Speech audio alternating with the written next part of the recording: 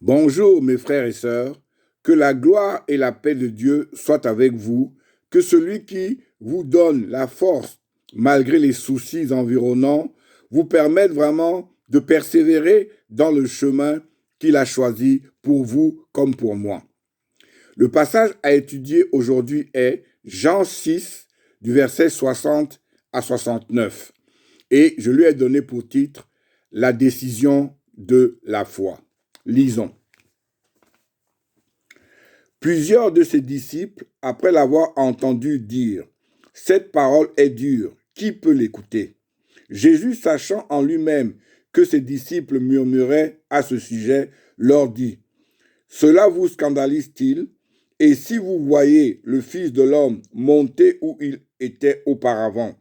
C'est l'Esprit qui vivifie, la chair ne sert de rien. Les paroles que je vous ai dites sont esprit et vie. Mais il en est parmi vous quelques-uns qui ne croient point, car Jésus savait dès le commencement qui étaient ceux qui ne croyaient point et qui était celui qui le livrerait. Et il ajouta, c'est pourquoi je vous ai dit que nul ne peut venir à moi si cela ne lui a été donné par le Père. Dès ce moment, plusieurs de ses disciples se retirèrent et ils n'allaient plus avec lui. Jésus donc dit aux 12, « Et vous, ne voulez-vous pas aussi vous en aller ?»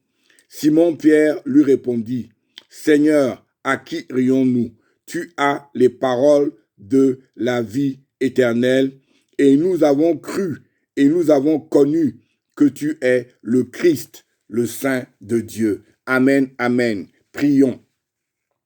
Oui, Éternel notre Dieu, c'est quand nous nous tournons vers toi.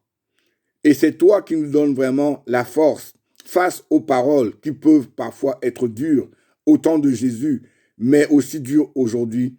C'est toi qui nous donnes la force de persévérer, la force vraiment de nous attacher à Jésus parce qu'il est vraiment notre médiateur pour pouvoir avoir accès à toi. Ouvre mon cœur, ouvre mon esprit de telle sorte que je puisse vraiment partager ce que tu m'as mis à cœur à mes frères et sœurs en Christ. Que toute la gloire te revienne. Amen. Nous voilà vraiment à la fin du chapitre 6. Et ce chapitre 6 a été totalement consacré au pain de vie. Ce chapitre qui a commencé vraiment par la multiplication des pains et l'enthousiasme de la foule va se terminer vraiment par le départ, par l'abandon d'une grande partie des disciples qui suivaient Jésus. Quelque temps avant ce constat, face aux signes, aux miracles que Jésus faisait, la foule voulait vraiment le faire roi. Et maintenant, humainement parlant, on a une impression vraiment d'échec. Ces mêmes gens qui avaient traversé le lac pour le suivre et pour profiter des miracles, face à sa parole, à son constat, certains qui étaient convaincus vont totalement l'abandonner. Ce que nous devons comprendre, c'est que quand Jésus parle, il a vraiment une parole de vérité, une parole qui n'est pas là pour nous, qui n'est pas là pour nous faire plaisir, mais qui est là pour nous transformer. Il ne veut pas nous tromper, mais il veut vraiment que les choses soient claires. Il ne doit pas y avoir de malentendus et tout doit vraiment se passer comme il l'a dit. Et pour que les choses se passent comme il le dit, il faut que ces choses-là soient dans la vérité, soient dans la droiture. Et cette chose-là, elle était vraie à son époque et elle le demeure aujourd'hui parce qu'il continue encore de nous parler, il continue encore vraiment de clarifier les choses pour que ceux qui le suivent, même jusqu'à aujourd'hui, sachent vraiment exactement à quoi s'en tenir. Non, il n'est pas vraiment un magicien sur qui on peut compter vraiment pour le manger et le boire, mais il est le pain de vie que Dieu a envoyé. Jésus n'est pas venu sur terre pour concrétiser nos désirs, nos rêves. Il n'est pas venu pour faire du nombre pour impressionner, mais il est vraiment venu pour transformer nos cœurs. Et ce qui va faire la différence entre les gens qui vont le quitter et ceux qui vont rester, c'est que la foi des uns va faire la différence. La foi des uns va leur permettre de comprendre vraiment le message de Dieu, de comprendre vraiment les raisons qui ont fait venir Jésus sur terre. Et c'est cette foi qui va vraiment éclairer les 12 à l'époque de Jésus, mais c'est encore cette foi qui va aussi aujourd'hui nous éclairer pour que nous puissions demeurer totalement et pleinement un disciple de Jésus. Lisons le verset 60. Plusieurs de ses disciples, après l'avoir entendu dire « Cette parole est dure, qui peut l'écouter ?» La foule qui suivait Jésus était à la recherche de miracles en permanence. Mais comme cette foule, la situation aujourd'hui n'a pas beaucoup changé. Partout à travers le monde, pullulent des pasteurs, des évêques, des prophètes et même des apôtres qui promettent tous et vraiment son contraire. Et ces gens-là commettent vraiment, le mal en détournant de l'argent, en brisant des familles, en brisant des vies. Parce que les promesses qu'ils vont faire, ils ne seront pas capables de les tenir. Et ce qu'il y a de particulier, c'est que l'espoir que les gens vont mettre en leur parole, l'espoir que les gens vont mettre en leur croyance va vraiment être totalement à terre. Et ce qu'il y a de dommage, c'est que souvent, ces personnes vont utiliser les mots, vont utiliser la Bible, vont utiliser Jésus-Christ pour vraiment pouvoir toucher le cœur des gens. Mais ce que nous devons aussi comprendre, mes frères et sœurs, c'est que quand nous lisons la parole de Dieu et que nous voyons le comportement de Jésus, nous comprenons bien que ces personnes-là ne se comportent pas comme Jésus. Jésus, en multipliant les pains, en guérissant les personnes, il le faisait gratuitement. Il le faisait vraiment pour que, à travers ce qu'il fait, que tout un chacun voit que Dieu existe. Et à partir du moment où il le faisait, et on voyait la gloire de Dieu s'accomplir, c'est tout ce qui était important pour lui. Et c'est tout ce qui était important pour lui à cette époque-là, et c'est aussi ce qui est important pour lui aujourd'hui. Lisons le verset 61, les versets 61 à 62. Jésus, sachant en lui-même que ses disciples murmuraient à ce sujet, leur dit, « Cela vous scandalise-t-il? Et si vous voyez le Fils de l'homme monter où il était auparavant ?» Nombre 14, 2 nous dit, « Tous les enfants d'Israël murmuraient contre Moïse et Aaron, et toute l'assemblée leur dit, « Que ne sommes-nous morts dans le pays d'Égypte, ou que ne sommes-nous morts dans le désert ?» Mes frères et sœurs, dans la parole de Dieu, chaque fois que l'on parle de murmures, ceux qui sont toujours dirigés, quand on parle de murmures, ces murmures sont toujours dirigés vers Dieu. Face à la vérité, nous les hommes, nous préférons souvent le mensonge, la facilité, la manipulation. Nous aimons vraiment entendre ce qui nous arrange, ce qui nous plaît, et quand cela ne va pas dans notre direction, dans notre intérêt, nous murmurons. Mais face à leurs murmures, Jésus va encore plus loin. Il leur parle de sa mort et de sa résurrection, tout en sachant que ces paroles ne peuvent pas être reçues par la chair, par l'homme naturel, mais seulement par l'esprit, par l'homme spirituel. 1 Corinthiens 2, 12, 13 nous dit. 1 Corinthiens 2, 12, 13 nous dit. Or, nous n'avons pas reçu l'esprit du monde, mais l'esprit qui vient de Dieu, afin que nous connaissions les choses que Dieu nous a données par sa grâce. Et nous en parlons non avec des discours qu'enseigne la sagesse humaine, mais avec ceux qu'enseigne l'esprit, employant un langage spirituel pour des choses spirituelles. Jésus va jusqu'au bout. Les choses doivent être claires.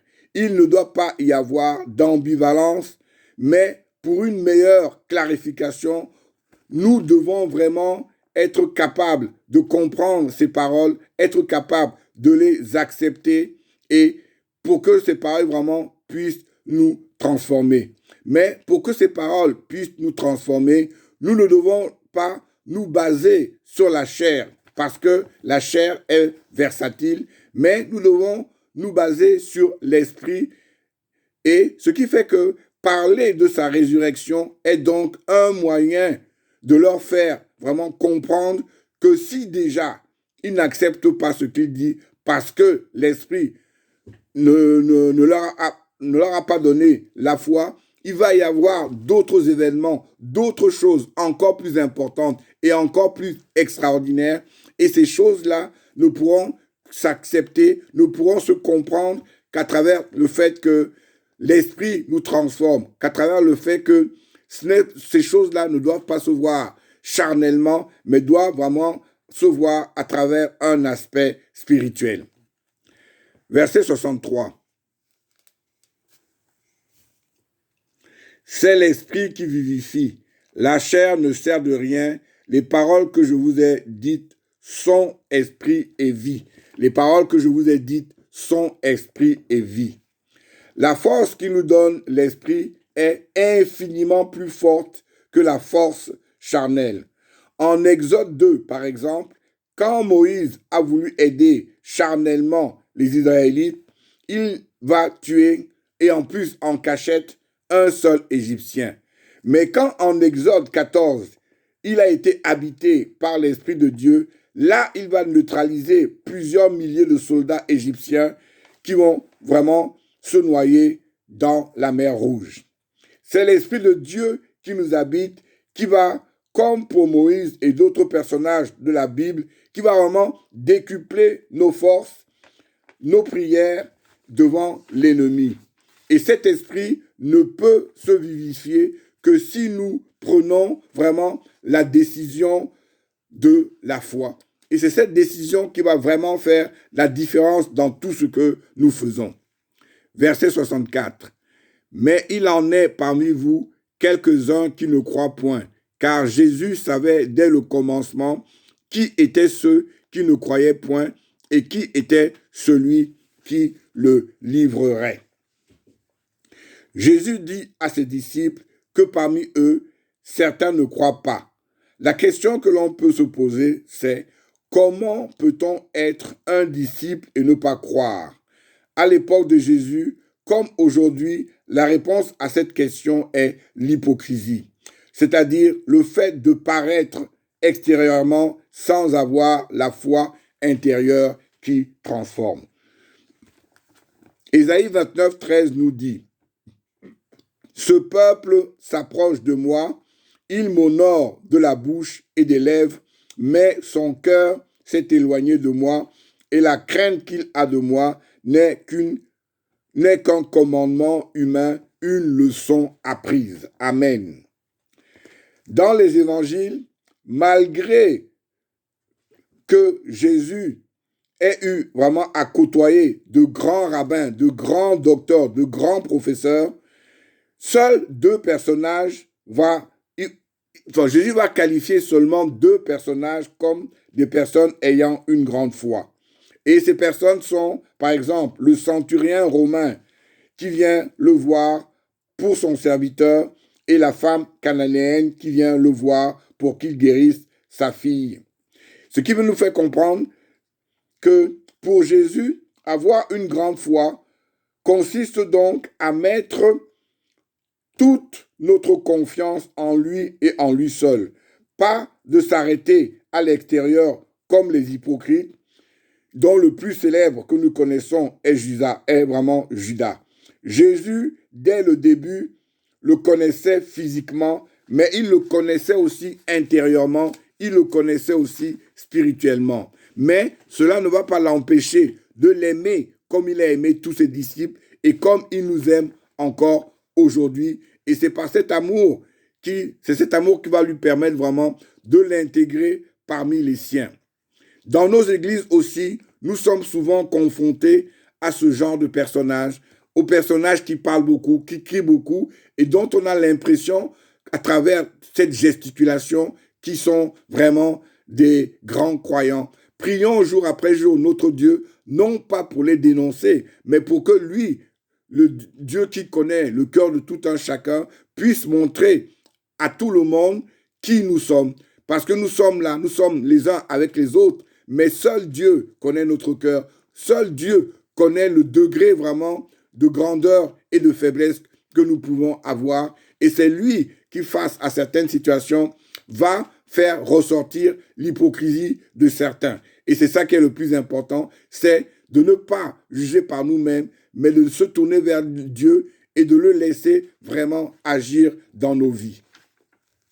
Le verset 65 nous dit, « Et il ajouta, « C'est pourquoi je vous ai dit que nul ne peut venir à moi si cela ne lui a été donné par le Père. » Mes frères et sœurs, quel que soit notre amour pour Dieu, ce n'est pas nous qui l'avons choisi, ce n'est pas nous qui l'avons cherché, c'est lui qui vraiment s'est découvert à nous. C'est lui qui s'est découvert à nous, pourquoi?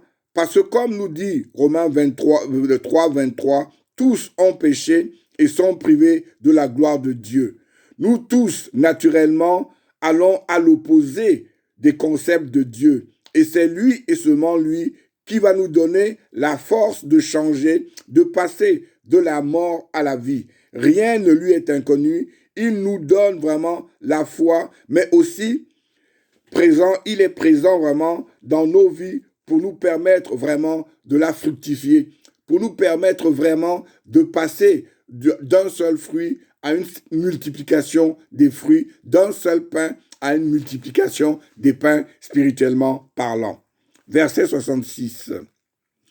Dès ce moment, plusieurs de ses disciples se retirèrent et ils n'allaient plus avec lui. Encore une fois, Jésus va faire vraiment le clivage. Encore aujourd'hui, c'est ce même clivage qui demeure.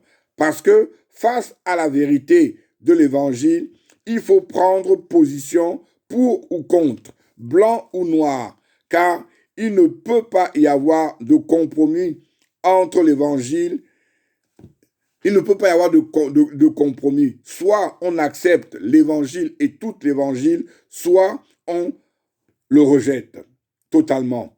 On peut vraiment apprécier certains livres plus que d'autres, mais nous devons en toute opportunité et en toute occasion accepter totalement Jésus et accepter totalement la parole qu'il nous a laissée. En Jean 6, 26, 27, Jésus va vraiment faire comprendre aux gens qu'il est le pain de vie. Mais comme d'autres, aujourd'hui, ces personnes-là vont le rejeter.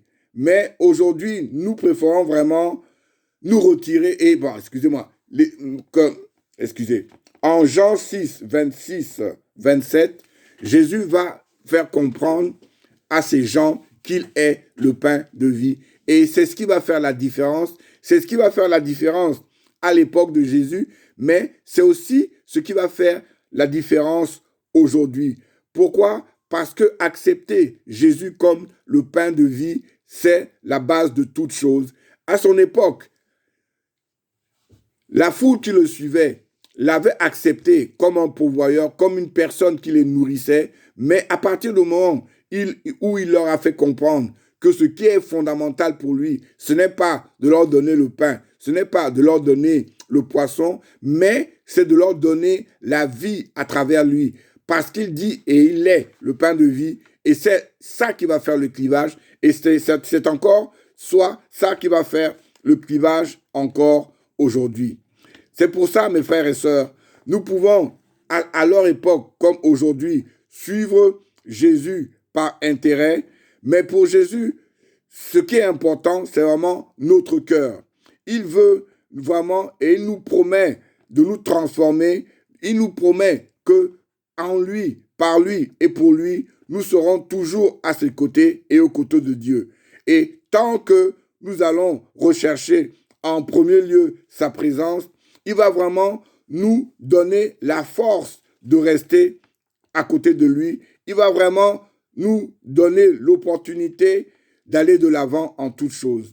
Jésus n'est pas venu pour plaire, mais il est venu pour donner la vie. Il est venu pour nous donner l'opportunité de nous rapprocher de Dieu. Et il parle avec vérité. Il n'est pas là pour nous flatter comme le ferait vraiment un gourou, mais pour nous sauver. Versets 67 à 68. Jésus donc dit aux 12, « Et vous, ne voulez pas aussi, et vous, ne voulez-vous pas aussi vous en aller ?» Simon-Pierre lui répondit, « Seigneur, à qui irions-nous? Tu as les paroles de la vie éternelle. Tu as les paroles de la vie éternelle. » Les 12, eux, ont compris que derrière les paroles de Jésus, il y avait une vérité profonde. Nous aussi, nous devons le comprendre pour faire partie de ses disciples. Jésus nous invite donc à aimer même nos ennemis, à accepter tout le monde sans exception, pour que vraiment tous nous puissions être transformés, pour que vraiment tous nous passions de la mort à la vie. L'un d'eux, même Judas, va le trahir, mais Jésus l'aime quand même. Pourtant, frères et sœurs, quand à sa mort et à sa résurrection, ses disciples c'est là que ses disciples vont vraiment comprendre le sens encore plus profond de ces paroles. Pourquoi? Parce que pour eux, Jésus était leur Messie, qui était leur Messie, était pour eux avant tout un grand leader que Dieu avait envoyé pour libérer le peuple d'Israël de la domination romaine. Mais plus tard, ils vont se rendre compte que quand on parle de libération, c'était une libération spirituelle et que cette libération ne s'arrêtait pas au peuple d'Israël, mais que c'était une libération mondiale, une libération planétaire, une libération de toute la galaxie. Jésus n'était pas venu pour le peuple d'Israël seulement, mais pour tous les peuples à travers le monde. Et il est venu vraiment pour nous libérer tous ceux qui, comme vous, comme moi, ou comme certaines personnes à l'époque, ont accepté et l'ont mis dans son cœur. Mais face à l'ultimatum que Jésus va leur lancer au verset 69, « Et vous, ne voulez-vous pas aussi vous en aller ?» Même si probablement eux aussi ont trouvé que les paroles de Jésus étaient dures, ils se sont vraiment quand même rendus compte que ces paroles étaient source de vie. C'est le même constat qu'aujourd'hui nous devons faire. Nous aussi, quand nous cherchons à vivre selon la parole de Jésus, nous avons des oppositions. Mais comme pour les 12, cette parole et les promesses qu'elle contient va vraiment nous ouvrir le chemin de la vie éternelle. Quand Pierre répond « À qui irions-nous ?» ce qu'on peut constater, c'est que sa réponse n'est pas très enthousiaste, mais le constat qu'il va faire au verset 69 vient de la foi que Dieu a mis dans son cœur. Lisons ce dernier verset, 69. Jésus leur répondit, « N'est-ce pas moi qui vous ai choisi, vous les 12, et l'un de vous est... » excusez. « Et nous avons cru et nous avons connu que tu es le Christ, le Saint de Dieu. » Que tu es le Christ, le Saint de Dieu. Ce que nous pouvons constater, vraiment, c'est que la croyance, vraiment, donc la foi vient avant la connaissance. Si nous n'avons pas la croyance en Jésus, notre connaissance sera plus que problématique. C'est la foi que nous avons en Jésus qui va vraiment nous ouvrir la porte de la connaissance que nous avons en Jésus comme le Fils de Dieu. Après le pas de foi de la croyance, Nous allons donc approfondir, ancrer notre connaissance à travers la prière et l'étude de la parole. Tout commence par la croyance. Tout commence par le fait d'accepter Jésus-Christ comme Seigneur et Sauveur. Et à partir du moment où nous l'acceptons en tant que tel, nous entrons dans le processus de connaissance. Nous entrons dans le processus qui va nous permettre d'avoir une plus grande intimité, une plus grande relation avec lui. Et les deux ensemble, plus tard, que ce soit la croyance, que ce soit la connaissance, c'est ce qui va nous donner vraiment l'opportunité de voir sa gloire dans notre vie, l'opportunité d'être totalement transformé par sa présence et par sa puissance. En conclusion, Josué 24:15 nous dit, « Et si vous ne trouvez pas bon de servir l'Éternel, choisissez aujourd'hui qui vous voulez servir, ou les dieux que servaient vos parents au-delà du fleuve, ou les dieux des Amoréens dans le pays desquels vous habitez. Moi et ma maison, nous servirons l'Éternel. » Amen. Moi et ma maison, nous servirons l'Éternel.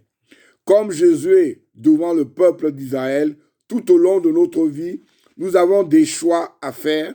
Et bien évidemment, devant la croix de Christ, nous devons nous positionner. Soit nous entrons dans son royaume pour qu'il devienne notre Seigneur et Maître, soit nous continuons avec d'autres dieux comme l'argent, l'orgueil, le pouvoir et autres. Dieu n'est pas, par exemple, contre l'enrichissement, mais il est contre les conséquences que cet enrichissement va avoir dans notre vie. Si on n'a pas la crainte de Dieu, cet enrichissement ne peut qu'être accompagné par l'orgueil. Et c'est de cet orgueil que Dieu a horreur. Avoir la foi en Jésus, c'est avoir la certitude que tout vient de lui, et c'est cette certitude qui va nous permettre de rester humble de cœur et d'esprit. Quelle que soit notre situation, notre Dieu est présent dans notre vie et c'est lui qui nous donne la force de garder le cap, la force de ne pas diverger, de ne pas varier. Que toute la gloire lui revienne à lui et à lui seul. Amen. Prions. Oui, Éternel notre Dieu, ce chapitre 6 a bien commencé. Tout le monde était dans la joie. Mais cette joie était factice parce qu'elle n'était pas basée sur toi. Elle était basée sur les œuvres. Elle était basée sur le fait que jour après jour, à travers la multiplication des pains, ils étaient nourris. Mais toi, tu as envoyé ton Fils unique, Jésus-Christ, pas seulement pour nous nourrir charnellement, mais surtout et fondamentalement pour nous nourrir spirituellement, pour nous permettre, à travers le fait qu'il est le pain de vie, d'avoir accès à toi. Père Céleste, nous aussi, jour après jour, dans nos vies, nous sommes confrontés à des situations complexes. Nous sommes confrontés à des discours complexes. Nous sommes confrontés à des choix. Mais parce que tu es dans notre cœur, parce que tu es dans notre vie, parce que jour après jour, tu nous transformes, donne-nous la force de toujours tenir le cap. Donne-nous la force de toujours être à tes côtés, quelles que soient les situations, quelles que soient les difficultés par lesquelles nous passons. C'est toi qui nous donnes la force de mettre en avant le côté spirituel parce que tu as envoyé ton Fils unique qui est le pain de vie et nous avons besoin de nous nourrir de ce pain encore plus que de nous nourrir du pain charnel. Parce que si nous sommes privés de pain charnel, nous allons mourir au bout de quelque temps. Mais si nous sommes privés du pain de vie, notre mort sera éternelle. Et c'est pour ça, Éternel mon Dieu, je me tourne vers toi et je te remercie pour le sacrifice que tu as fait en envoyant ton Fils unique pour que les gens pécheurs comme nous puissions avoir accès à toi. Que toute la gloire lui revienne à lui et à lui seul, qui est mort sur la croix pour que nous puissions aujourd'hui parler de toi. Amen.